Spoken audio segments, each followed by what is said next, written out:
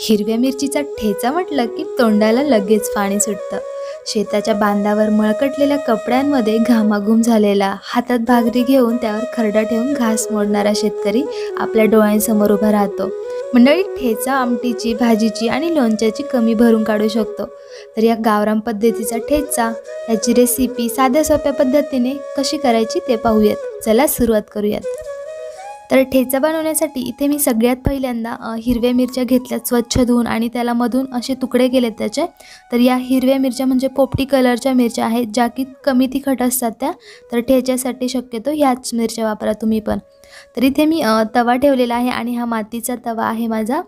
तर त्याच्यामध्ये करते अजून छान चव लागेल म्हणजे आपल्या ठेच्याची। तर गरजेनुसार तेल घातलेलं आहे त्याच्यामध्ये। आता याच्यामध्ये स्वच्छ धुवून घेतल्या होत्या मिरच्या आणि त्याला सुकवून घेतल्या होत्या थोड्याशा पाण्याचे शिंतोडे उडू नये म्हणून। तर थोडंसं राहिलं होतं तरी पण थोडेसे शिंतोडे उडवलेत तेलाचे। तर परतून घ्यायचे तेलामध्ये पहिल्यांदा आणि ह्याच्यामध्ये जातं लसूण घालायचं। तर भरपूर सारा लसूण घालायचे ठेच्यामध्ये, त्याने ठेच्याची टेस्ट जी आहे ती खूप छान लागते। तर मिक्स करून घेऊयात लसूण आणि मिरची जी आपली आहे ती। आता यावर आपण 2 मिनिटभर झाकण ठेवूया म्हणजे मिरची चांगली आपली शिजून निघेल।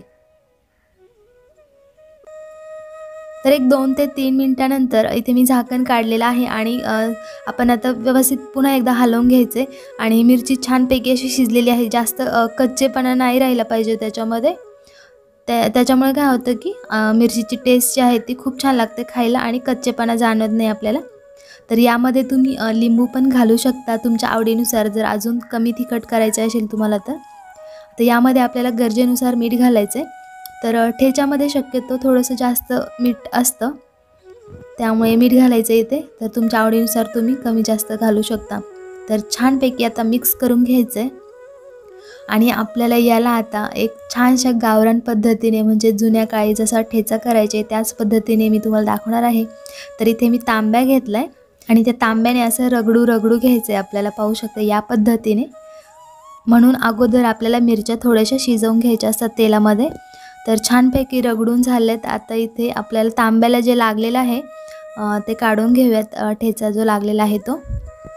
आणि पाहू शकता तुम्ही अजिबात मी दुसरं काहीच वापरलेलं नाही आहे याच्यामध्ये।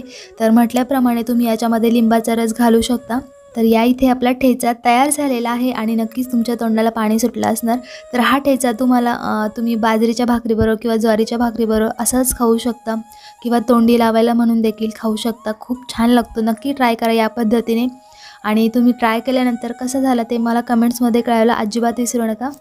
तर हा ठेचा गरमागरम भाकरीवर खूप छान लागतो। तर मी भाकरीची रेसिपी देखील याच्या अगोदर मी शेअर केलेली आहे, अगदी चुलीवर जशी बनवतात तशी। तर ती पाहायची असेल तर खाली डिस्क्रिप्शनमध्ये लिंक दिलेली आहे, नक्की पहा।